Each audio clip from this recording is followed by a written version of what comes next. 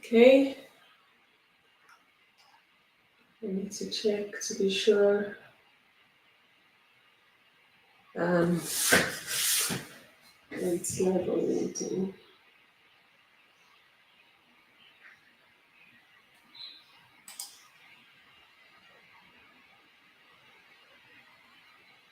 Hmm.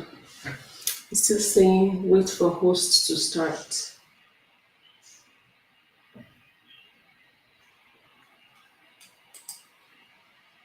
Okay, awesome. Okay, I'm gonna stop that one because I don't want to. Okay, I made sure we're live now. All right, welcome everybody. Sorry about last Tuesday where we thought we were live, but it turned out the session didn't make it to LinkedIn. Apologies for that. We'll be bringing James back, the guest from last week. We'll be bringing him back at another time. Once we confirm the date, we'll let you know. So, welcome everybody to Techies 15 Live. This is Immigrant Techies Network weekly virtual water cooler moment that we do just to stay in touch with each other, um, hear what's going on in the community, invite people who are doing great work, who are building stuff and solving problems, or just bringing people together. So it's just our way of touching base with each other. And we always bring in cool people every week. And our cool person today is Rodolfo. Okay. I wanted to say the last name, but it's not on. It's not on your You name can make tag, it. and I closed the page where I was gonna cheat already. So, so Rodolfo You is did a head good job of earlier. product, head of design at Helcim, and he's our guest today. Welcome, Rodolfo. Hi, Wunmi. Thank you so much for having me. Yeah, thanks for coming. So, because 15 minutes goes by fast, we're just gonna jump right into it. Can we meet you a little bit about yourself and your career journey? We know you have an Sure. immigrant story as well. Can we hear a bit about Yeah, that? yeah, for sure. So I'm originally from Italy. I come from a city called Trieste in the northeast part of Italy. I moved to Canada in 2015. So currently I'm head of design at Helcim. I'll tell you a little bit about that later. So originally I started as a web designer slash front-end developer working in Italy. I worked there for 7 years for a tech company. And, I was pretty much settled. And then all of a sudden I had this opportunity to move to Canada, which I took. And essentially I had to restart my life from scratch, Mm-hmm. basically, including learning this language, which it's still, very much a learning process. Being able to articulate my thoughts as I want, in an effective way. Mm-hmm. So I moved here in 2015.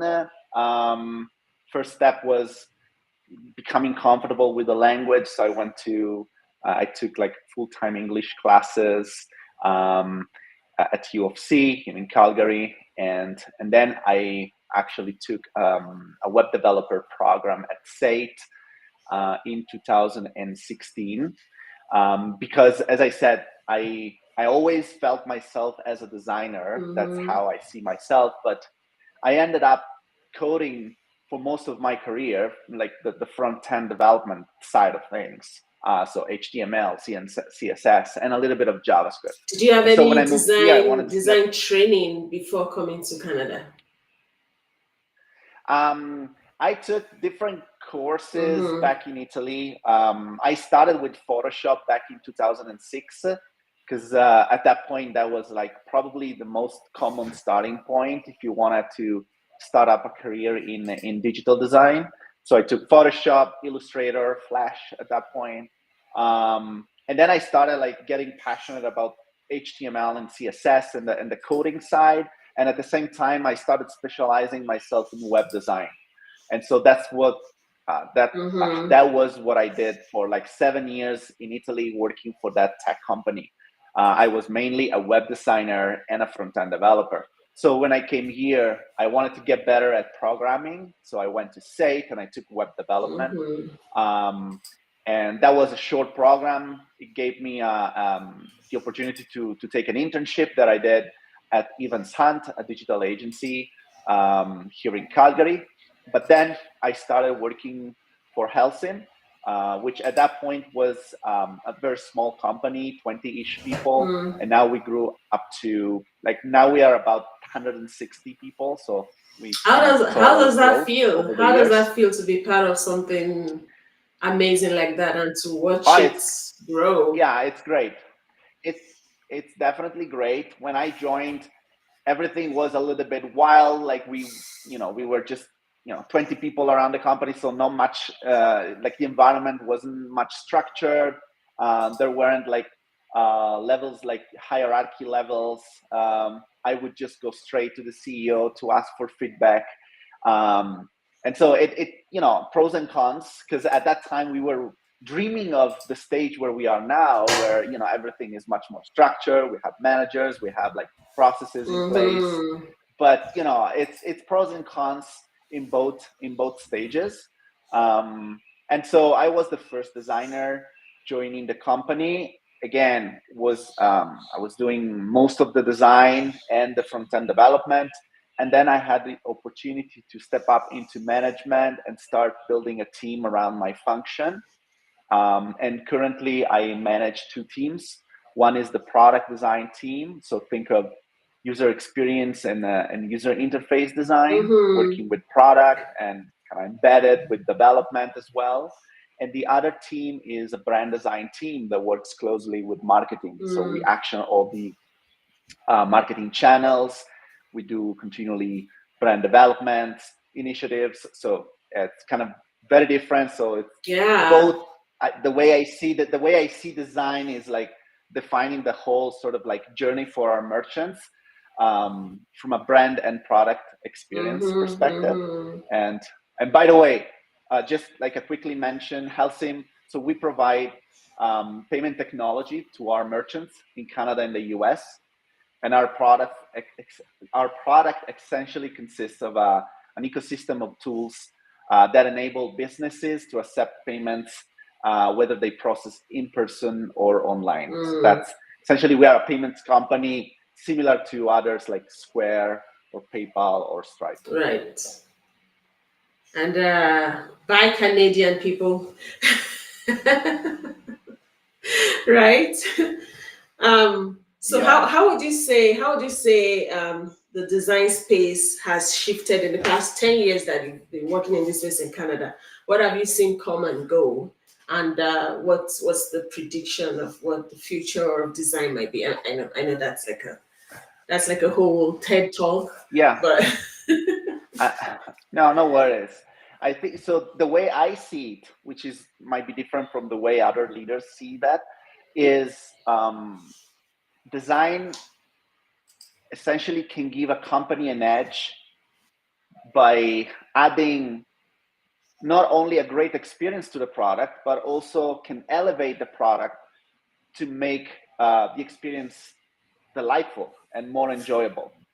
That is very important because it makes ultimately the product memorable and unique. And in a world of competing products, that's essentially, because pretty much you are considering the brand of a company and how it manifests into the product, not only as a brand, when you try to attract more customers, so more on the sort of like that top of the funnel, marketing funnel, when you kind of like try to convert more leads. And of course you are sort of like leveraging the brand pretty heavily.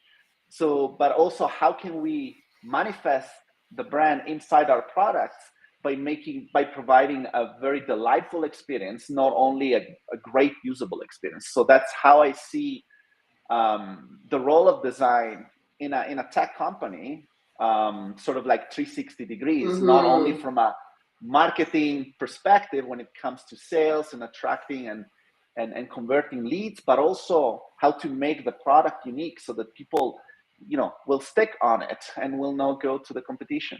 Yeah, and that's not going anywhere, right? That will continue to be important no matter the evolution that happens in the market. Correct. Yeah, definitely. So now, But in terms I of mean, tools, right? In we terms could. of tools and methods, Oh, yeah. So I mean, what has changed? We have AI and all of that. We started I talking mean, about that. yeah, for sure. In terms of tools, I started with Photoshop, and I was doing all my work in Photoshop. Then there was like gradually, like the industry changed to Figma, Canva, Figma. yeah. There was a period where Sketch actually kind of initiated this transformation, Mm. but then Figma really took over, and it's now a standard in the design industry. What I can say regarding AI, currently, it is, like we still, like our skills still matter, and AI can provide like a very strong added value to all those designers that are looking for an opportunity right now, in terms of how can you add velocity to your design process, how can you add automation Mm. through AI workflows or agents. So those are great assets that sort of like are supported by the designer expertise. I think that very soon those will become the expectation, right? Mm. So currently AI is a great opportunity to add velocity and automate. And so you can potentially replace your research process using AI agents and tools to sort of like validate your assumptions much faster, or run usability testing, Mm-hmm. or user interviews, just automating using these agents, so that you don't have to go and find like So users to what do you interview, think right? that would look like? So if someone is applying for a designer role and now they have to demonstrate how do they use AI to streamline their work, is that what you anticipate, or is it already Yes, happening? yes. I think that now first you gotta have like an AI mindset, that you have to be propositive to this Mm-hmm. change that is happening currently, and then you have to propose ideas on how to, or showcase what you've been using to kind of move faster, Mm-hmm. because we all know, like, so speaking of product design, or user experience design, the design process might be a little bit cumbersome, especially when we look at all the UX research you can possibly sort of perform every time, Mm-hmm. right? Based on the project. You have user interviews. They take time to Right. arrange. Um, you might have a lot of assumptions to validate, and we know that we cannot validate everything before we start designing, right? But probably now with AI, we can validate much more and much faster than Mm-hmm. before. So how so as a candidate, how can you leverage this technology to achieve those outcomes, right? I wanted to say, moving forward, I see that being like develop our horizontal skills will matter more than develop our kind of like strength, Vertical, yeah. the T shape kind of, The you know width and uh, the depth. Mm-hmm. exactly. So the depth will be most likely provided by some sort of AI agents and AI technology. So I think Mm. that our core value will be developing our horizontal skills. So essentially blending that trifecta of a designer, a product manager, and a developer, they will be much more blended together. So a designer should be able to kind of like Oof. understand and even execute on those other two areas through AI. So, being a generalist will matter more than More than now. specialized, being a specialized designer. And because the process will be probably taken over by AI, Mm. so the output will gradually be given by this AI technology. I think our value as designer will lie into our design and product sense. So our taste will matter more than our skills in how to execute. This seems like, easy, but it is not. Still, No, it's not. we so because we There's need to a still lot of understand what to do it. unlearning. Yeah, a lot of unlearning will have to happen because for the past forever that I've known, the message in terms of career development is focus, specialize, drill down, have depth. And now we are getting Yeah, into a world where being a generalist is what gives you an edge. And already we are exactly. seeing people posting roles where they want the product manager to also be able to work in Figma and also do some Mhm. light front end. So it's already happening.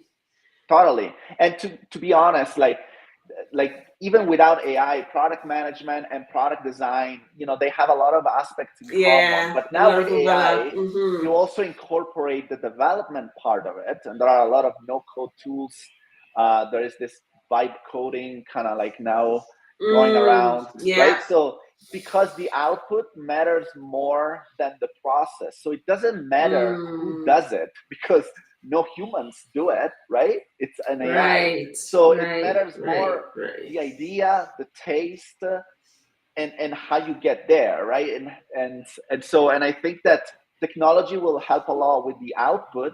So you need to still be in charge and have control of what you want that output to Mm, be, and that's going to be, in my opinion, where the true kind of specialization for a designer will be, which is not into like crafting beautiful mock-ups, but having a strong design sense of what aesthetic is, what a great experience is, and also on the product side of building the right product, the right feature. mm-hmm.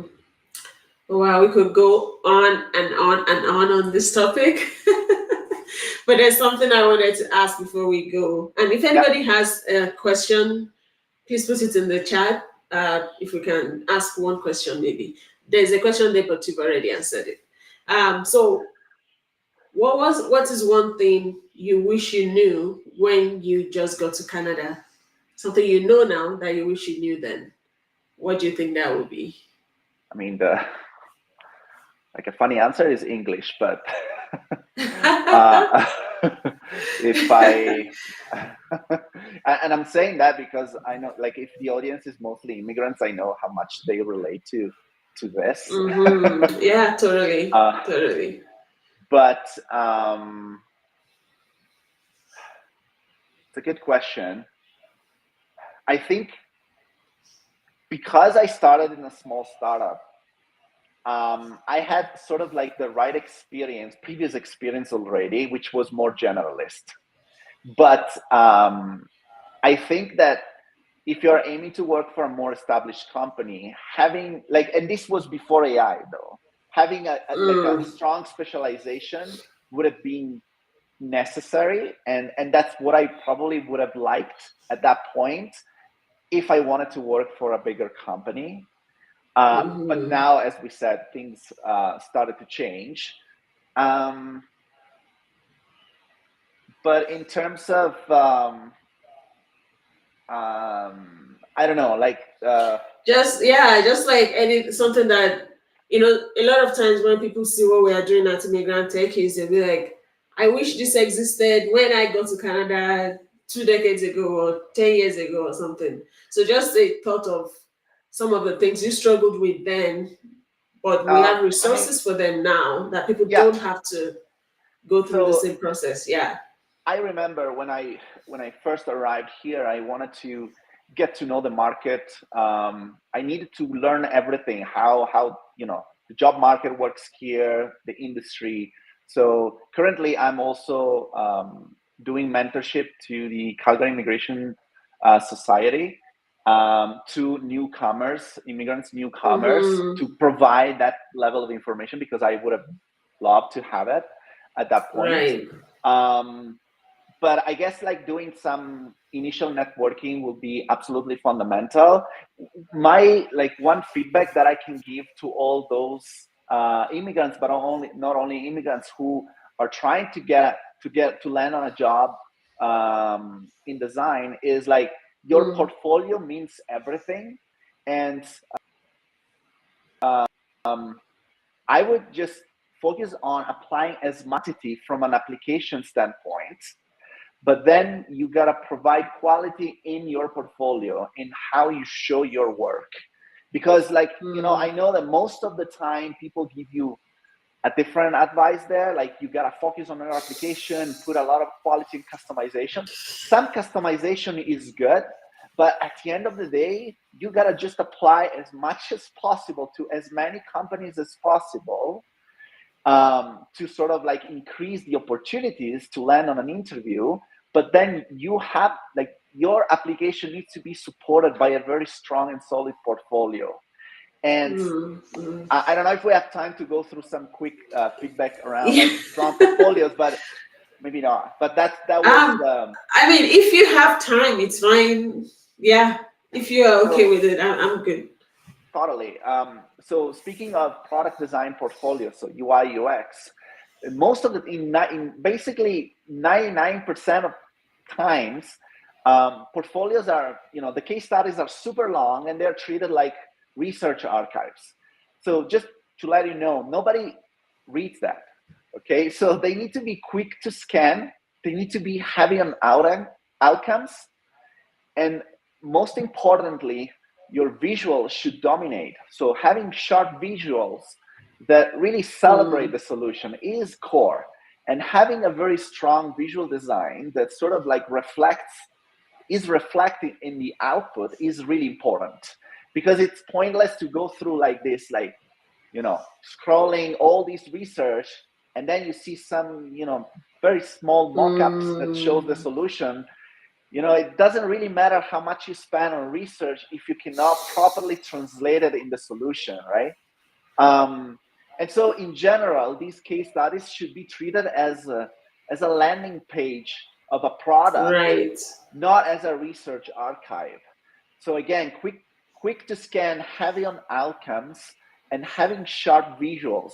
Those are like really fundamental to kind of build a solid portfolio that can, you know, stand out. Because literally almost 100% of portfolios that I receive are the opposite.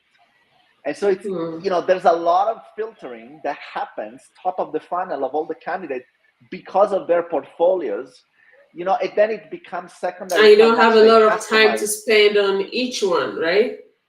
I said you don't have a lot of time to spend on each portfolio, so you're scanning through. No, portfolio is one. The portfolio is one, and that's why you need to address all your attention.